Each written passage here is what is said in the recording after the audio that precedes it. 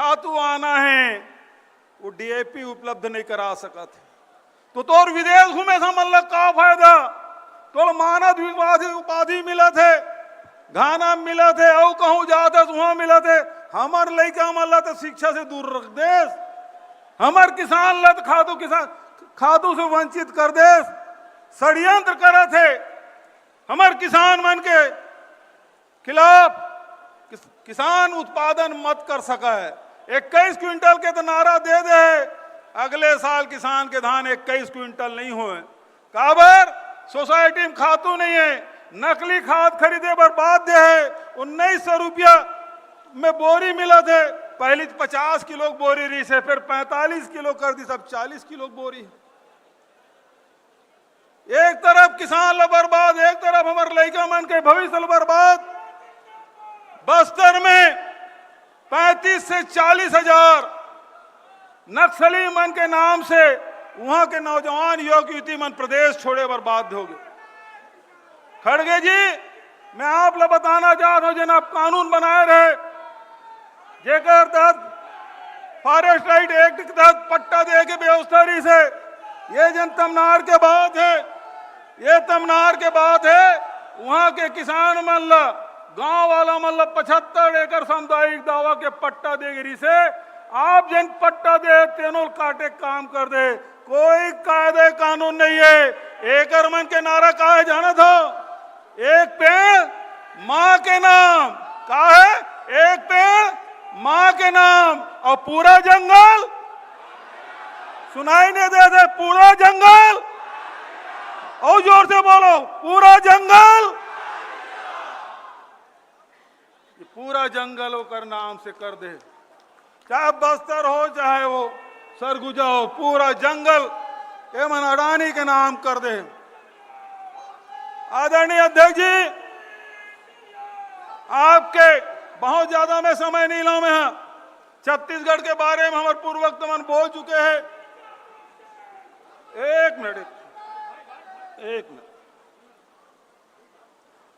राष्ट्रीय समस्या के बारे में हमारे पूर्वक मन बात रखीस जब राष्ट्रीय संकट है इस पहलगाम के घटना हुई 26 जन धर्म पूछ के मार देगी वो समय जिन खाई पाटे काम होतरी से पूरा समाज विभक्त करे काम करे करतरी से तेन समय राहुल जी और खड़गे जी पूरा देश के खातिर एकता खातिर खड़ा हो गया किस कि हम सरकार के साथ हम जैन कदम उठाए होकर हम समर्थन करा था खड़गे जी अनुभवी नेता आदरणीय राहुल जी हमारे तक लंबा अनुभव वो किस कि आज जरूरत है सर्वदलीय बैठक बुलाए के ये पहल खड़गे जी के और राहुल जी के पूरा देश के जिन मांग रही से तेन आवाज दे के काम आदि खड़गे जी और राहुल जी करीस आप तो अपन दायित्व निभाए देश के आवाज ला देश के भावना ला आवाज दे का काम करे लेकिन दुर्भाग्य हमारे प्रधानमंत्री जी नरेंद्र मोदी जी विदेश से आई और विदेश से आई तो उम्मीद करत रहे सर्वदलीय बैठक में आई उम्मीद करत रही पहल गांव में जाई जिन पीड़ित है तेकर आंसू पोछे काम करी लेकिन दुर्भाग्यजनक बात हमारे प्रधानमंत्री नरेंद्र मोदी जी चुनाव प्रचार पर बिहार चल दी देश के भावना का आवाज देकर दूसरा बार आप कहे कि सर्वदलीय बैठक बुलाया जाए लेकिन फिर भी वो बैठक में प्रधानमंत्री जी ने हर समय सेना के भावना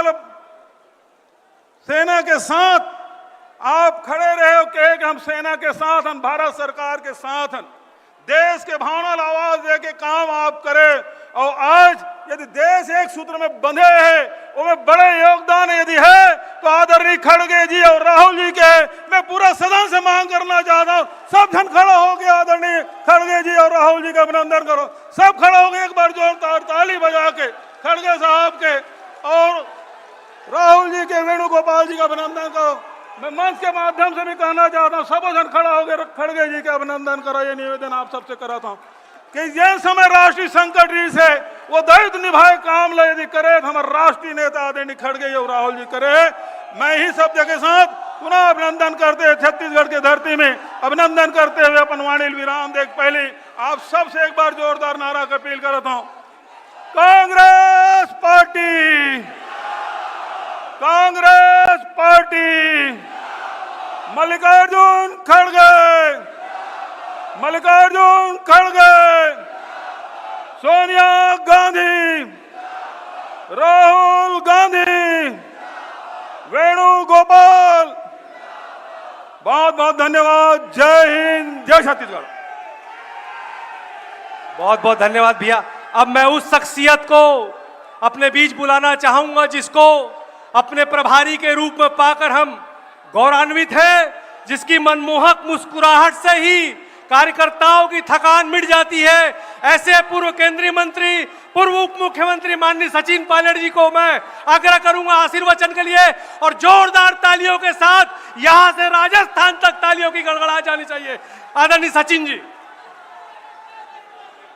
परम आदरणीय खड़गे साहब, हमारे संगठन महासचिव वेणुगोपाल जी, दीपक बैद साहब, चरणदास मैन जी, भूपेश जी, बाबा साहब, इस किसान जवान संविधान सभा में पधारे हुए कांग्रेस परिवार के इस मंच पर बैठे हुए सभी नेतागण और इस बारिश में डूबते हुए पंडाल में आप सब धैर्य और इत्मीनान से जो बैठे हमारे कांग्रेस परिवार के कार्यकर्ता, आप सबको मैं बहुत बहुत साधुवाद देता हूं, अभिनंदन करता हूं और धन्यवाद करना चाहता हूं। खड़गे जी, आज रायपुर में आप आए हैं, मेरा सौभाग्य है कि इस प्रदेश का प्रभारी होने के नाते मैं आपका स्वागत कर रहा हूं। वेणुगोपाल जी, आपका स्वागत कर रहा हूं। और हम देख रहे हैं पिछले 2-3 दिनों से इंद्र भगवान इतने मेहरबान हुए हैं कि बारिश रुक नहीं रही। लेकिन मैं इन तमाम साथियों को जो पूरे प्रदेश भर से आज यहाँ रायपुर आए हैं, मैं मन की गहराइयों से आप सबको सर झुकाकर बहुत बहुत धन्यवाद देना चाहता हूं कि आप सब यहाँ पर आए हो, अपने अपने साधन लेकर कांग्रेस पार्टी के एक आह्वान पर प्रदेश की राजधानी में यहाँ पर आकर इतनी बड़ी संख्या में आप लोग उपस्थित हुए हो। रायपुर छत्तीसगढ़ की सरकार और देश की सरकार देख रही है कि कांग्रेस के नाम से, कांग्रेस के नाम से आप सब यहां एकत्रित हुए खड़गे जी और वेणुगोपाल जी को सुनने के लिए। साथियों, कल मैं इस पंडाल का निरीक्षण करने के लिए आया था। मुझे कुछ पत्रकारों ने पूछा कि बहुत बारिश पड़ रही है, कल और बारिश पड़ेगी, आप सभा को स्थगित करना चाहते हैं, सभा कैसे होगी? मैंने कहा सभा जनता से होती है, कार्यकर्ताओं से होती है, और मुझे फक्र है मेरे कांग्रेस कार्यकर्ताओं पर। और मैंने कहा अभी तो आसमान से पानी टपक रहा है, आसमान से पानी बरस रहा है, अगर कल आसमान से आग भी बरसेगी तो कांग्रेस कार्यकर्ता रायपुर में आएंगे। और आप सबने दिखा दिया, तमाम विपरीत परिस्थितियों के बावजूद, तमाम चुनौतियों के बावजूद, भारी बारिश में नदियां पार कर कर बाढ़ जैसे हालात बने हुए हैं। आज मैं गदगद महसूस करता हूं कि कांग्रेस का कार्यकर्ता गांव से, शहर से आज यहां एकत्रित हुआ है इस प्रदेश सरकार को आईना दिखाने के लिए। ये सरकार ये 1.5 साल से यहां शासन कर रही है। नौकरियां बंद, स्कूल बंद, खाद बंद, जंगल कटाई चालू, महंगाई चालू, चाकूगिरी चालू, गोलियां चलना चाकू, दलित, महिला, नौजवान लगातार शोषण कर रही सरकार। घमंड और अहंकार में आपको सत्ता दी है जनता की सेवा करने के लिए। डबल इंजन करते थे। पिछले साल जून में चुनाव हुआ, 240 पे आके अटक गए।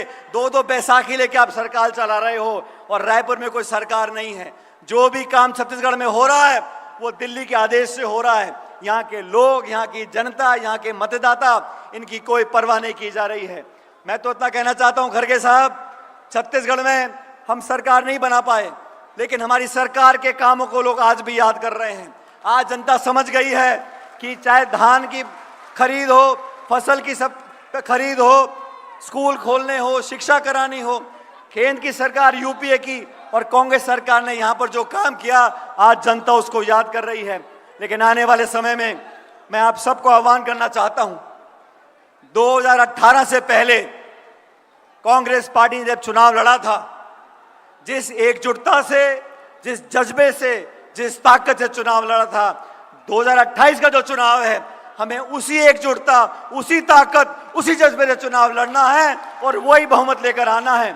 आज देश में, खड़गे साहब, पूरे देश में आज जनता भाजपा से तंग आ चुकी है, बदलाव चाहती है और कांग्रेस, आप और राहुल गांधी जी के नेतृत्व में कांग्रेस ही वो विकल्प है जो देश को नई दिशा दे सकते हैं। संविधान को खोखला करने का जो कानून का काम ये सरकार कर रही है केंद्र की, और भाजपा ने अभी बिहार में मतदाता सूची में गलफत करनी चालू कर दी है। 1.5-2 महीने में करोड़ों लोगों के ये ज्ञापन लेंगे और मतदाता सूची में संशोधन करेंगे। हर संवैधानिक संस्था को नीतिगत तरीके से खोखला करने का काम ये सरकार कर रही है। साथियों, हम सबको मिलकर देश की खातिर, लोकतंत्र की खातिर, संविधान की खातिर आप सबको मिलकर एकजुटता से कांग्रेस को बूथ से लेकर प्रदेश तक मजबूत करना है। जो आज उत्साह आप लोगों ने दिखाया, मैं इस मंच से धन्यवाद करना चाहता हूं तमाम प्रकोष्ठों का, फ्रंटल ऑर्गेनाइजेशंस का, सब कांग्रेस कार्यकर्ताओं का, जिले, ब्लॉक, मंडल से लेकर प्रदेश तक, आप सब ने जो आज जज्बा दिखाया है उसके लिए मैं आपका बहुत धन्यवाद करता हूं। और आप सब यहां पर खड़गे साहब का संदेश लेकर जाएंगे। आदरणीय खड़गे साहब, जिन्होंने 55-60 साल से चुनाव लड़कर राजनीति में अपनी जगह बनाई है, आज राहुल गांधी जी ने लोकसभा में और खड़गे साहब ने पार्टी का जो नेतृत्व किया है उससे हमें ताकत मिलती है। मैं एक बार पुनः आप सबका, खड़गे जी आपका, वेणुगोपाल जी, और खासकर इस भारी बारिश में जो आप लोग यहाँ बैठे हुए हो और हमारी बात को सुन रहे हो, इससे दिल को संतोष मिलता है कि आज कांग्रेस दुगनी ताकत से आगे बढ़ेगी और 28 का जो चुनाव होगा भारी बहुमत से कांग्रेस पार्टी जीतेगी। इस आह्वान के साथ हम सब हाथ खड़े कर खड़गे जी को आश्वासन दें कि पूरी एकता, ताकत के साथ हम यहाँ सरकार बनाएंगे। मेरे साथ जोरदार नारा दें, भारत माता की, भारत माता की, भारत माता की। बहुत बहुत धन्यवाद। राम राम साहब। कार्यकर्ताओं में जोश भरने के बाद सचिन जी को धन्यवाद के साथ मैं अब उस शख्सियत को बुलाना चाहूंगा जो पूरे हिंदुस्तान के मजदूरों के स्वाभिमान का नेतृत्व करते हैं। मैं उस नेतृत्व को बुलाना चाहूंगा जो कांग्रेस परिवार का नेतृत्व करते हैं। मैं उस नेतृत्व को बुलाना चाहूंगा जो राज्यसभा में जब दहाड़ते हैं तो मोदी सरकार की घिघियां बंद जाती हैं। संविधान, जवान और किसान के सम्मान की लड़ाई लड़ने वाले हमारे पितृ पुरुष, कांग्रेस परिवार के भीष्म पितामह, दलित, गौरव और सर्व समाज का नेतृत्व करने वाले हमारे राष्ट्रीय निर्वाचित अध्यक्ष आदरणीय मल्लिकार्जुन खड़गे साहब को बहुत ही सम्मान के साथ छत्तीसगढ़ प्रदेश कांग्रेस कमेटी के इस आयोजन में मैं मुख्य अतिथि की हैसियत से आशीर्वचन के लिए आमंत्रित करता हूं और आप सबसे आग्रह करता हूं कि तालियों की गड़गड़ाहट बजती रहनी चाहिए। माता कर्मा की इस धरती पर, परम पूज्य गुरु घासीदास बाबा की धरती पर तालियों की जोरदार स्वागत के साथ परम पूज्य खड़गे जी का आमंत्रित करता हूं अपना आशीर्वचन से हमें उपकृत करें आदरणीय खड़गे साहब।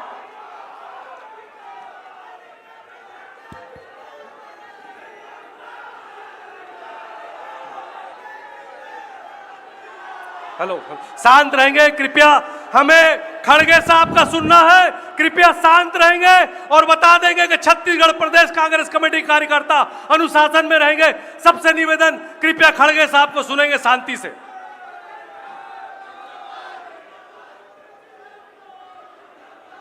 भाइयों, यहाँ पर पधारे हुए सभी युवा मित्रों, किसान भाइयों और महिलाओं, मीडिया के मेरे दोस्तों,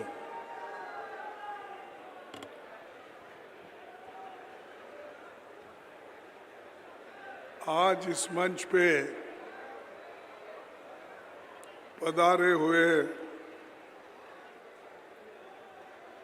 हमारे पार्टी के ऑर्गेनाइजिंग सेक्रेटरी वेणुगोपाल जी, सचिन पायलट जी, दीपक बैद जी, चरणदास महंता जी, भूतपूर्व मुख्यमंत्री श्री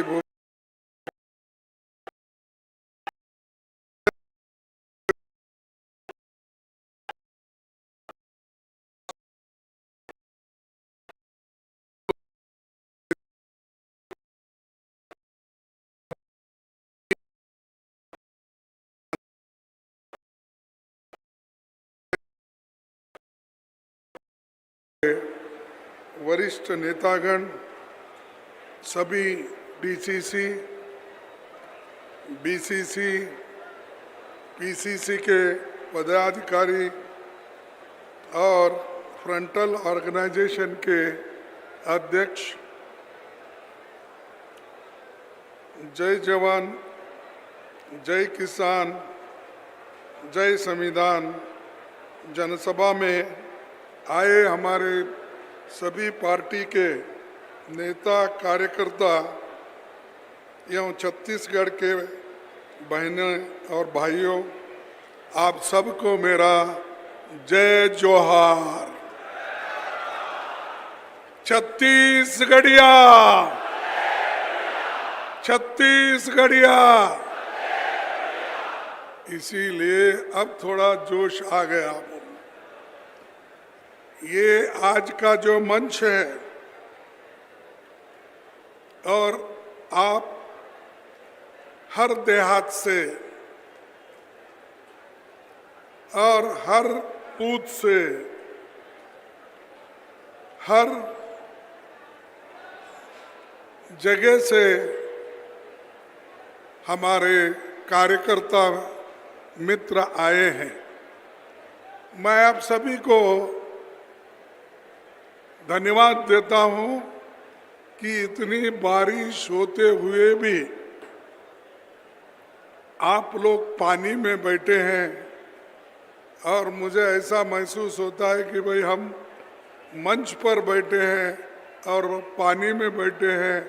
यही दर्शाता है कि पार्टी के लिए आप मर मिटने के लिए तैयार हैं। और जब आपके साथ है, आप जब हमारे साथ है, तो हमको कोई हरा नहीं सकता।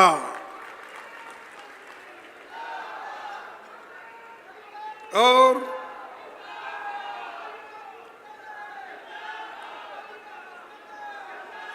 भाइयों,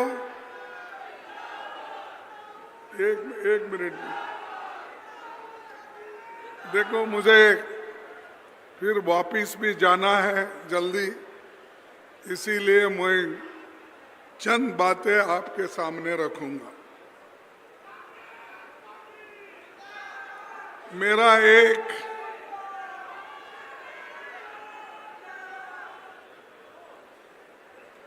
मेरा आपके साथ एक खास रिश्ता है। रायपुर में मेरी अध्यक्षता में फरवरी 2023 में कांग्रेस का महाधिवेशन हुआ था, जब बघेल जी मुख्यमंत्री थे और मंत्रिमंडल के सभी सदस्य भी यहाँ बैठे हैं। और उस वक्त यहाँ पर जो महाधिवेशन हुआ, उसमें मैं अध्यक्ष बनने के बाद उसका चयन 15,000 डेलीगेट्स ने मिलके मेरा उस वक्त प्रपोजल को अप्रूव कर दिया। इसीलिए मैं आपका आभारी हूं। पहला उपकार तो आपने किया है। अगर वो संविधान हमारे कांग्रेस का संविधान के अनुसार यहाँ अप्रूवल अगर नहीं होता तो मैं इस कुर्सी पे बहुत दिन नहीं रख सकता था।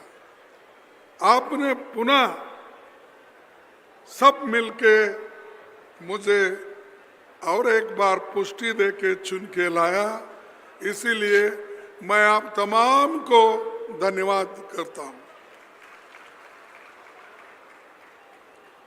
भाइयों, रायपुर से सामाजिक न्याय का जो नारा बुलंद हुआ, उसने 2024 में मोदी सरकार के अहंकार को, उनकी अहंकार को तोड़ दिया। और आज बीजेपी ऐसी हालात में है, वो उनकी खुद की सरकार नहीं बना सके, उनकी मेजॉरिटी नहीं है। अगर कोई आप समझे कि मोदी फिर से चुन के आए हैं, ये नहीं। मोदी जी सिर्फ अपने दो टांग दूसरों के लेके वो चल रहे हैं। एक टांग है टीडीपी की और एक दूसरी टांग है बिहार के हमारे नीतीश बाबू की। ये दोनों टांगों पे चल रहे हो। अगर वो कभी थोड़ी सी उसको लात मार दिए तो मोदी जी कभी भी गिर सकते हैं। तो ये अहंकार 400 बार, इस बार 400 पार बोले। कहाँ है भाई? अगर आप हमको मध्य प्रदेश, छत्तीसगढ़ और 2-3 स्टेट सभी मिलके हमको 20 सीट अगर देते तो हम मोदी को गुजरात का रास्ता दिखा देते थे। भाई, तुम जहां से आए हो वहां चले जाओ, लेकिन वैसा हो नहीं सका। लेकिन उन्होंने दूसरों को सपोर्ट लेकर आज हुकूमत कर रहे हैं और हर जगह गरीबों को लूटने का ही काम चल रहा है। अभी भी कुछ होता है। मेरे को तो ऐसा हुआ, जब आप लोगों ने यहाँ पर जब एक बहुत बड़ा अधिवेशन बनाया, उसी दिन यहाँ पर ईडी के छापे गिरे, इनकम टैक्स के ऑफिसर आए और सब हमारे कार्यकर्ताओं को तंग करे और ये हमारे अधिवेशन को फेल करने के लिए। जरा चुप बैठो, आपका जोश चुनाव में दिखाओ, अब बैठो सब। मोदी जी ने, शाह ने मिलकर हमारे अधिवेशन को फेल करने के लिए, छत्तीसगढ़ के लोगों को बदनाम करने के लिए उन्होंने इनकम टैक्स के दाग डाले, ईडी के दाग डाले। हर जगह हमारे ऑफिसरों को, हमारे नेताओं को, यहाँ तक कि हमारे चीफ मिनिस्टर को, सभी को डराने की कोशिश की है। लेकिन छत्तीसगढ़ के लोग डरे नहीं, मुंह तोड़ जवाब देकर बहुत बड़ा अधिवेशन यशस्वी हो गया। सारे भारत के लोग वो जानते हैं।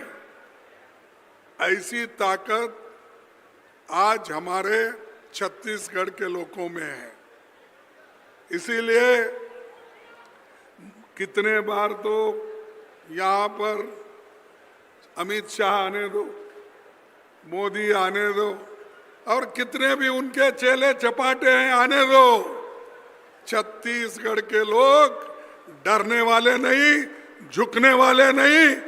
मरेंगे लेकिन कभी किसी के सामने झुकेंगे नहीं। हमको खूब डराने की तो कोशिश पहले भी की है, अभी भी चल रहा है। तो सब आपको मालूम है, पार्टी के लिए, हमारे पार्टी के लिए जो जो काम किए, उन नेताओं को यहाँ जो बैठे हुए हैं, हमारे चीफ मिनिस्टर से लेकर दूसरे मिनिस्टरों को भी अभी भी सताने का काम चल रहा है। इसका मतलब यह है कि ये लोग अगर कमजोर हो गए तो पार्टी कांग्रेस कमजोर होगी छत्तीसगढ़ में। अगर छत्तीसगढ़ में कमजोर हो गई तो दिल्ली में भी ये कमजोर हो जाएगी। अगर कमजोर होगी तो राहुल गांधी जी इस देश के प्रधानमंत्री नहीं बनेंगे। ये उनका मंशा था। लेकिन आप डालो, कितना ईडी केस डालते हैं, डालो। यहां तक कि श्रीमती सोनिया गांधी जी, राहुल गांधी जी, जो नेशनल हेराल्ड पेपर जो आजादी के लिए निकाला था, जो पंडित जवाहरलाल नेहरू जी ने उसकी शुरुआत की थी आजादी की लड़ाई लड़ने के लिए, लेकिन वो पेपर रिवाइव करने के लिए और चलाने के लिए जब सोनिया गांधी जी ने कोशिश की तो उनको भी आज ईडी केस में डालकर कोर्ट में उसका केस चल रहा है। रोज क्या है, कहां निकला, कौन से पैसे मिले। अरे कांग्रेस को हमेशा ये लोग बदनाम करते हैं। अगर वो इनकी आदत है, अगर आकाश में चील उड़ती है तो ये कहते हैं भैंस उड़ रही है। ये इनकी आदत है और डराने की कोशिश करते हैं। देखो, जो डर गया वो मर गया। तुम नहीं डरेंगे तो ही आप जिंदा रहेंगे, नहीं तो ये लोग हमेशा के लिए डरा के रखेंगे। हमारा जल जंगल और ये तीनों आप बचाना है तो आप सभी को एक होना है उनके खिलाफ लड़ने के लिए। उनको कोई आपके ऊपर प्रेम नहीं है। बातें तो बड़े बोलेंगे, मुर्मू जी को हम प्रेसिडेंट ऑफ इंडिया बनाए, कोविंद को हमने प्रेसिडेंट बनाया। हाँ भाई बनाए, कई के लिए बनाए? हमारी संपत्ति छीनने के लिए बनाए, हमारे जंगल छीनने के लिए बनाए, हमारा जल रोकने के लिए बनाए, हमारी जमीन खींचने के लिए कर रहे। आज अदानी अंबानी जैसे लोग यहाँ आकर कब्जा कर रहे हैं, लाखों झाड़े तोड़ रहे हैं, कट कर रहे हैं, ऑक्सीजन कम हो रहा है। हर चीज आज कम होते होते हमारे आदिवासी भाई और छत्तीसगढ़ में रहने वाले सभी लोगों को उनकी जिंदगी को तबाह करने का काम मोदी कर रहे हैं। और शाह क्यों आ रहे बार बार? क्या तुम्हारा घर है क्या? क्या तुम्हारा ससुराल है यहाँ? क्या है बार बार यहाँ आना? और यहाँ के प्राइम मिनिस्टर, यहाँ के चीफ मिनिस्टर तो ऐसे हैं, बैठो बोले तो बैठते, उठो बोले तो उठते। जो शाह बोलता है और जो हमारे नरेंद्र मोदी बोलते हैं उठो, उठ जाता है, बैठो बैठ जाता है। ये इसीलिए उनको बनाए। बाप बेचारा बहुत परेशान है, लेकिन क्या करना, कभी नहीं सुखे, कुर्सी मिली है, छोड़ना भी नहीं चाहता। कितना भी अपमान हो वो सहन लेता है, लेकिन तुम सहन लेंगे। ये तो अपमान छत्तीसगढ़ वालों का है। एक हमारा मुख्यमंत्री ऐसा झुक झुक के सलाम करता है, ऐसा झुक झुक के उनके सामने घुटने टेक देता है, तो ये छत्तीसगढ़ के स्वाभिमान के लिए बहुत बड़ा एक धोखा है, बहुत बड़ा अपमान है। तो इसलिए भाइयों, मैं आपसे यही विनती करूंगा, यहाँ उद्योगपति बहुत आ रहे हैं, कोयला और माइनिंग इन चीजों को लूटने के लिए, आपकी हालात देखने के लिए कोई नहीं आ रहा। यहाँ जो आ रहा है ये सब माइनिंग में कुछ मिलता है क्या खोद खोद लेके जा रहे हैं, और उन्हीं को मोदी जी और शाह जी सपोर्ट कर रहे हैं। यही कारण है कि हमारे मित्रों ने जो कहा कि शाह बार बार आ रहे आपकी हालत पूछने के लिए नहीं, बार बार इसलिए आ रहे कि यहाँ के झाड़ तोड़ने के लिए। बार बार है कोयला कहाँ है, स्टील कहाँ है, आयरन ओर कहाँ है, और कुछ मिलता है, वो सब देखने के लिए वो आ रहे हैं। वो आपके पास किसी और चीज के लिए नहीं आ रहा। तो आप मजबूती के साथ ठहरना होगा। हमारे लोग तो बहुत कोशिश करें, जब हमारी सरकार थी कुछ भी देना नहीं, सब उसको सुरक्षित रखना, ये तो हमारी सरकार की सभी मिलके किया। हमारे बघेल साहब ने किया, सिंहदेव जी ने किया, हमारे स्पीकर, हमारे अपोजिशन लीडर है अभी, उन्होंने किया, सबने किया। मैं एक का नाम नहीं बोल, सभी लोग मजबूत के साथ ठहर के हमारा इस भाग का संपत्ति को उन्होंने सुरक्षित रखा। भाइयों, ये अपने बीजेपी के लोग बहुत वायदे करते हैं, और जो बघेल जी ने या हमारी कांग्रेस सरकार ने जो काम किया, किसानों, मजदूरों, आदिवासियों और हर वर्ग के लिए काम किया था। धान का एमएसपी बढ़ाया या नहीं बढ़ाया? आपको भी याद है नहीं, यहाँ बैठे से लोगों को। तो कर्ज माफी भी की ना, नहीं की? हमारी गवर्नमेंट कर्ज माफी भी की, आदिवासियों को हक दिया, स्वामी आत्मानंद स्कूल और हाट बाजार क्लिनिक शुरू किया, और महिलाओं, नौजवानों से लेकर लोक संस्कृति और त्योहार तक का हमारी गवर्नमेंट ने ध्यान दिया। इन्हों क्या कर रहे हैं? इन्हों आके हमने जो किया उसको बंद करने का काम है, और बंद करके लब लोगों को डराते फिरने का। भाइयों, बीजेपी सरकार बनते ही अपने वायदों को तो भूल गई, और क्या कर रही आज? हमारे छत्तीसगढ़ के नौजवानों को, किसानों को धोखा दिया, क्योंकि वो हमेशा झूठ बोलते हैं।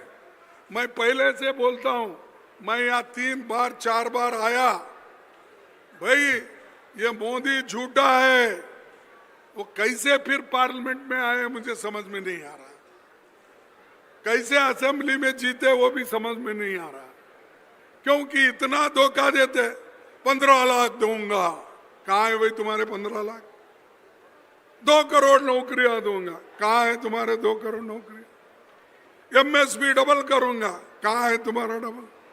अरे इतना झूठ बोलते, इतना झूठ बोलते। ये उसीलिए मैं हमेशा बोलता हूं, ये झूठों के सरदार है। भाइयों, ये सब आज बीजेपी कर रही है और बहुत लोग ऐसा बोलते हैं। किसी ने अभी बात निकाली, डबल इंजन की सरकार, डबल इंजन की सरकार। अरे एक तो गवर्नमेंट ऑफ इंडिया की सरकार केंद्र की सरकार है, एक है छत्तीसगढ़ की सरकार। डबल इंजन क्या होता है? डबल इंजन बोले तो एक ही ट्रेन को दो इंजन लगाकर डबल इंजन होता है। ये तो दिल्ली की सरकार अलग है, यहाँ की सरकार अलग है। ये हमारे यहाँ चीफ मिनिस्टर अलग है और जो चीफ मिनिस्टर हमारे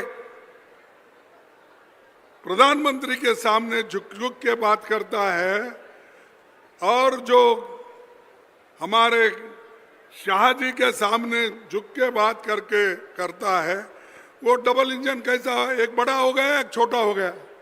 कैसी चलती गाड़ी? ये नहीं चलती, ये सिर्फ गुलामी ही चलती है। जो गुलामगिरी करते हैं वही लोग ये सब कर रहे हैं। ऐसे लोग गुलामों को लेके आप कर रहे हैं। हमारे चीफ मिनिस्टर जो बोलते थे, हमारी सरकार यहाँ जो कहती थी वो करके दिखाई है। हिम्मत आपके पास? सब दिल्ली में पूछ के आते बोलते हैं। और कभी उन्होंने तुम्हारा ख्याल नहीं किया। और यहां तक कि जबकि कांग्रेस सरकार थी, 17 जन कल्याणकारी योजनाओं को बनाई थी, भाजपा ने बंद कर दिया। क्या किया? जो कल्याणकारी काम बंद हो गए, आपको याद नहीं है ना? तो बंद हो गए। फिर भी लोग मोदी मोदी बोलते हैं। अरे बाबा, जो हम दिए वो चीन लेके गए हैं, चोरी किए, वो तो वापस दो। वो भी नहीं। देखिए जैसा क्या बंद किया बीजेपी ने, गौठान योजना, गोबर खरीदी, भूमिहीन कृषि मजदूरों को, महिलाओं की योजना, ये सारे चीज बंद हो गए ना? हो गए या नहीं? फिर पूछो उनको, जब शाह आते ना, साहब आपका चीफ मिनिस्टर तो सारा बंद कर दिया और आप टूर मार रहे हैं, आके कई के लिए मार रहे हैं? यहाँ पर इंडस्ट्रियल पार्क वो भी बंद कर दिया। युवाओं को, महिलाओं को रोजगार का रास्ता बंद कर दिया। नौजवानों को 2500 रुपए महीना भत्ता बंद कर दिया। भूमिहीन खेती मजदूरों को सालाना 7000 रुपए देने का बंद कर दिया।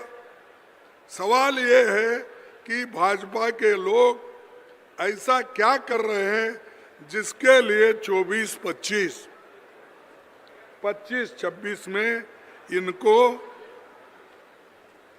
37,000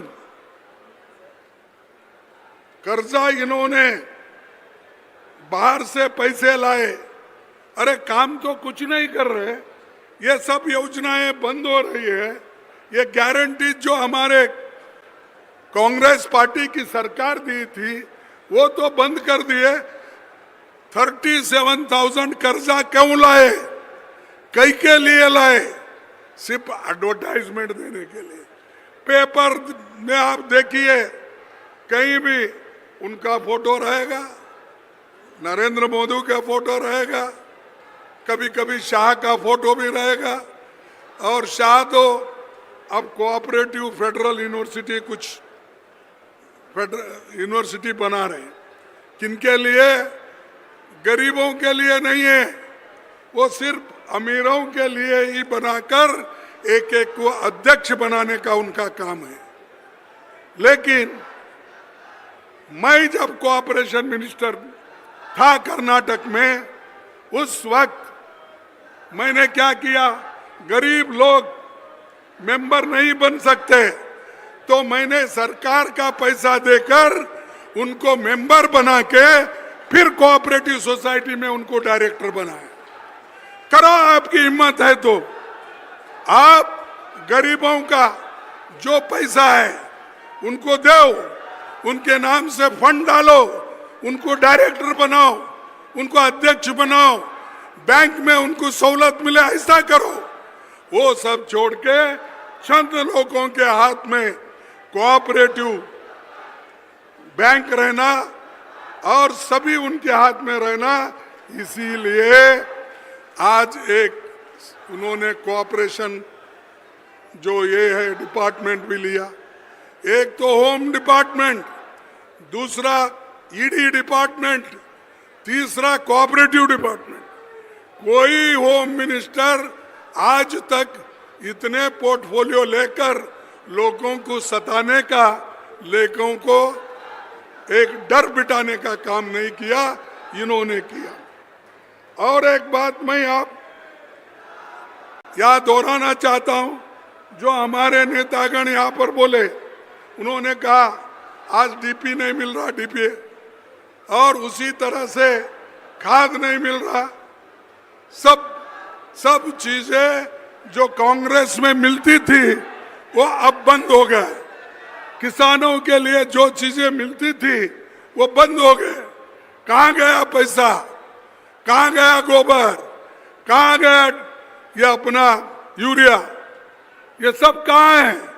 ये सब बंद कर दिए, क्योंकि गरीबों को सताने के लिए आप लोगों के पीछे ये सरकार है।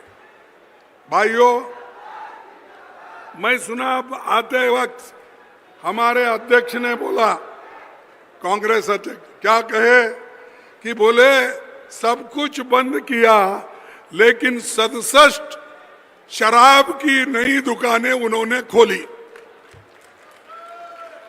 बाकी सब बंद किया लेकिन 67 शराब की दुकानें खोली।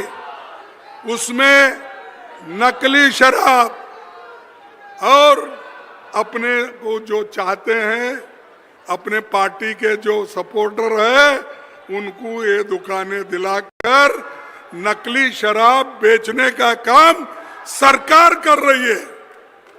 सरकार इसलिए होती है गरीबों का दुख और दर्द सुनने के लिए, लेकिन तुम तो शराब बेचने का काम शुरू करें। हम तो food security act Sonia Gandhi ji ने गरीबों का पेट भरने के लिए दुकान खोल दिए, तो इन्होंने हमारा पूरा गरीबों का स्वास्थ्य बिगाड़ने के लिए शराब के दुकानें खोल दी। तो इसलिए भाइयों, आपको ये सोचना होगा कि ऐसी सरकार यहां पर रही तो ये हमारे लिए ठीक नहीं है। इसीलिए मैं जो कुछ हमारी सरकार ने की थी उसकी बात तो हमने की, और आपको ये भी बताया कि हमारे जो जंगल काट कर सब बाहर वालों को दे रहे हैं, तो इसके बारे में भी मैंने ये किया। और दूसरा, ये फॉरेस्ट प्रोड्यूस, हमारे कांग्रेस की सरकार जब थी, हमारे लोग सब मंत्री थे, तो उन्होंने तो फॉरेस्ट प्रोड्यूस का मार्केट बनाकर एमएसपी देकर खरीदने का काम हमारे लोगों ने किया। आपने क्या किया? आपने क्या किया? एक तो उसको बंद करने का काम किया, दूसरा गरीबों को भी तंग करने का काम आपने किया। और दूसरी चीज, छत्तीसगढ़ सरकार हमारी जब थी तब SC, ST, OBC को रिजर्वेशन देने का काम और बिल पास किया, लेकिन आज तक उस बिल का पता नहीं। आज तक OBC और बाकी के लोगों को जो रिजर्वेशन देना था वो भी नहीं कर रहे।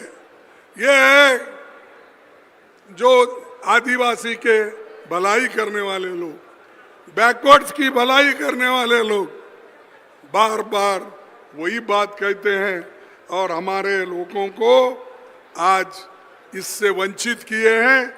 इससे भी आपको जागृत होना चाहिए। मोदी जी ने कहा मेरी सरकार आने के बाद 500 रुपए में सिलेंडर दिलाऊंगा। क्या दिए? अरे हमारे जमाने 550 था तो तुमने 950 पर ले जाकर फिर वो कम करे जैसा करके आज दिखा रहे हो। तो ये मोदी साहब, ये चाल बहुत दिन तक नहीं चलेगी और आपको ये नाटक बंद करना चाहिए, ये ड्रामा बंद करना चाहिए। नहीं तो लोग एक दिन उठेंगे और सरकार के खिलाफ वो आंदोलन करेंगे। ये मैं कहता हूं, मैं ही नहीं, अरे हमारे जमाने में तो 1 रुपए भी अगर गैस का बढ़ता, 1 रुपए भी अगर पेट्रोल का बढ़ता, 1 रुपए भी अगर डीजल का बढ़ता तो लोग रास्ते पे आते थे। कहाँ है वो लोग जो हमारे जमाने में रास्ते पे आते थे? अब कहाँ है? क्यों नहीं आ रहे? कि ये पहले भी करवाते थे बीजेपी के लोग और आज नहीं करवाने में भी उन्हीं के लोग हैं, क्योंकि वो जानते हैं उनके गवर्नमेंट को किस ढंग से हिफाजत करे। तो भाइयों, मैं आप लोगों को ये भी कहना चाहता हूं, पहले हमारी गवर्नमेंट 100 दिन होने के बाद रेगुलर करने का वायदा की थी, लेकिन इन्होंने वो भी छोड़ दिया। उन गरीबों के लिए भी वो काम बंद कर दिया। दूसरी और एक चीज मैं आपके सामने कहकर अपनी बात को खत्म करता हूं। जो 11 सालों में इन्होंने जो काम ठीक ढंग से करना था उन्होंने नहीं किया और आज सिर्फ हर जगह जाओ मोदी जी अपनी बात ही कहते हैं। मोदी जी हमको पहलगांव का इंसिडेंट होने के बाद ऑल पार्टी मीटिंग बुलाने के बाद हम लोग, मैं, राहुल जी और पूरे पार्टी के लोग चले गए, लेकिन मोदी जी 2 बार अपोजिशन पार्टी की मीटिंग बुलाने के बावजूद भी उस मीटिंग में उन्होंने नहीं आया। यह शर्मनाक बात है, देश के लोगों की बेइज्जती है। अरे हमारे लोग, अपोजिशन के लोग, वो भी चुन के आते हैं, लाखों लोग वोट देकर चुन के आते हैं। जब उनको वहां पर बुलाने के बाद अगर प्राइम मिनिस्टर वहां पर नहीं रहता, अपनी बात अगर नहीं सुनता, तो आप क्या बोलेंगे? उसको शर्म आना चाहिए। अरे यहां मणिपुर जल रहा है, बैठो भाई, जिंदाबाद बाद में बोलो। यहां पर मणिपुर जल रहा है, नहीं जल रहा है? आप सुनते हैं ना रेडियो, टीवी में देखते हो ना? क्या टीवी नहीं दिखाती क्या? पेपर में देखते हो ना? अरे मणिपुर चल रहा है, रेप हो रहे हैं, लोग कटे जा रहे हैं, मारे जा रहे हैं, कार, घर सब जल रहे हैं। लेकिन मोदी साहब एक बार भी मणिपुर नहीं गए। वो देश में 8 देश में फिर रहे हैं। अरे बाबा, तुम 42 देशों में घूमे, अब 8 देशों में फिर घूम रहे हो, 50 देश घूम रहे हो, क्या एक मणिपुर में एक दिन के लिए नहीं जा सकते? जिस जगह हमारे राहुल गांधी जी ने 2 बार जाके आया, पाद यात्रा वहां से शुरू किया, फिर उसके बाद भी गया। जब राहुल गांधी जा सकते हो, तुम्हारे पास तो इतनी पुलिस की फौज है, इतने बड़े बड़े विमान है, इतने हेलीकॉप्टर है, तुम क्यों नहीं गए? मैं पूछता हूं। और हम कुछ बोले तो चंद लोगों को मिर्ची लगती है। भाई, तुम्हारे देश में तुम्हारे लोग मर रहे, वहां एकता लाओ। इधर तो वो ट्रंप ने बोला मैंने सुलझाया, पाकिस्तान और हिंदुस्तान की झगड़ा चली थी, मैंने सुलझाया, उसने बोला। एक बार नहीं, 16 बार बोला। कितने बार? 16 बार बोला। अरे ये तुम्हारे मुंह से कभी आया? ये सब झूठ है। हम आपस में तय कर लिए, मैं खुद उसको मान लिया। 16 बार बोलने के बाद सब लोग, हमारे देश के लोग गालियां देने के बाद तब कुछ बोले, नहीं नहीं हम ही करें। अरे जोर आवाज में बोलो ना, मैं कर ले, हम ही कर लिए, कोई इसमें नहीं है। तो 15 दिन 14 दिन के बाद 16 बार उन्होंने बोलने के बाद तब आहिस्ता बोलते, कोई नहीं करवाया समझौता, हम ही कर लिए। बाकी वो तो ऐसा बोलते, बड़ा भाषण देते, भाइयों और बहनों, जब तक के मोदी है सब सुरक्षित। कहाँ है भाई मोदी? कहाँ है? मणिपुर में गायब है, गरीबों के लिए गायब है, इन्फ्लेशन बढ़ रहा है, गायब है, नौजवानों को नौकरी नहीं मिल रही, गायब है। अरे पकड़ लेके तो आओ उनको कोई तो। जो आदमी समस्या से भागता है, सुलझाने के बजाय भागता है, उनको पूछना चाहिए। हम पूछेंगे 21 तारीख को, आगे भी पूछेंगे। ऐसे लोगों के हाथ में हुकूमत आया है और सबको डराने का काम कर रहे हैं। भाइयों, चलने दो। और दूसरी, अब इधर इधर और एक बात निकली। और एक बात कौन सी निकली? वो क्या, उनका आरएसएस का एक है ना, कोई आदमी एक बोला, ये बोला संविधान से सेक्युलरिज्म और सोशलिज्म वर्ड ये निकालना है। क्या बोले? सेक्युलरिज्म एंड सोशलिज्म वर्ड पहले नहीं था, हम निकालेंगे। ठीक है भाई, निकालने वाले मेरे बहादुर दोस्तों, तुम्हारी ये जो संविधान का नियम है तुम्हारे पार्टी का, जरा अच्छा दिखाता हूं। ये बीजेपी पार्टी का संविधान है, 1980 में बना हुआ है। इसमें क्या लिखा है उन्होंने? अपने पार्टी के धारा 2 उद्देश्य इनका क्या उद्देश्य है, उतना ही पढ़ता हूं मैं। पार्टी विधि द्वारा स्थापित भारत के संविधान तथा समाजवाद, पथनिरपेक्षता और लोकतंत्र के सिद्धांतों के प्रति सच्ची आस्था और निष्ठा रखेंगी तथा भारत की प्रभुसत्ता, एकता और अखंडता को कायम रखेंगे। समाजवाद भी यहाँ आया है, सेक्युलरिज्म भी आया है। ये क्या मेरे बाप ने लिखा है क्या? कौन लिखा है? अरे 1980 में तुमने जब पार्टी स्थापना की, उसमें यह लिखा है, और हमको बोलते हो निकालो। अगर हिम्मत है तो निकाल के देखो, पूरा देश खड़े होगा हमारे तरफ। तो ऐसे जो लोग हैं,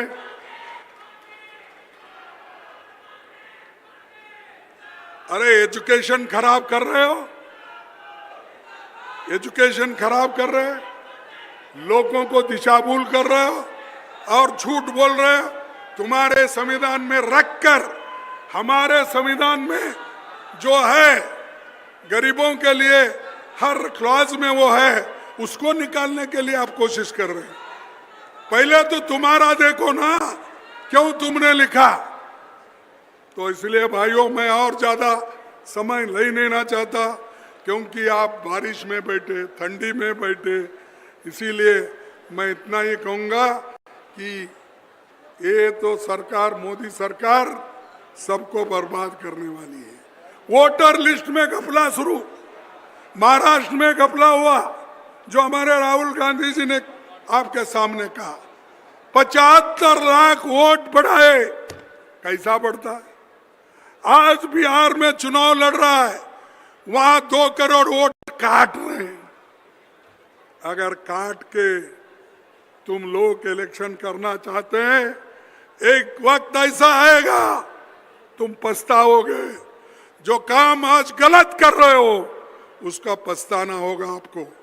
इसलिए आप मजबूती से रहो, एक रहो, और क्योंकि आपके सामने देश है, देश सबसे बड़ा है, और देश है तो हम लोग सुरक्षित हैं। अगर देश सुरक्षित नहीं, हम कोई सुरक्षित नहीं। संविधान सुरक्षित है तो हम सब सुरक्षित हैं। तो संविधान को बचाना, देश को एक रखना, सभी समाज को एक रखना, ये हमारा काम है। यही हमको महात्मा गांधी जी ने सिखाया, पंडित जवाहरलाल नेहरू ने सिखाया, इंदिरा गांधी जी ने सिखाया, और एकता के लिए जान देने वाले राजीव गांधी भी यही बात बोल के। इसलिए मैं और बातें न बोलते हुए इतने बातें आपको कहूँगा, कहकर मेरे 2 शब्द को समाप्त करूँगा। लेकिन मैं 1-2 स्लोगन बोलूँगा, आप भी उसको बोलो। छत्तीसगढ़िया, छत्तीसगढ़िया, छत्तीसगढ़िया, जय हिंद, जय हिंद, जय हिंद, जय हिंद, जय हिंद, जय हिंद, जय कांग्रेस, जय कांग्रेस, जय कांग्रेस, जय कांग्रेस, जय कांग्रेस। जय कांग्रेस। आपको सभी को धन्यवाद, नमस्कार, फिर मिलेंगे। नमस्कार। बहुत बहुत धन्यवाद। आदरणीय राष्ट्रीय अध्यक्ष जी के मार्गदर्शन और प्रेरणा स्रोत उद्बोधन के बाद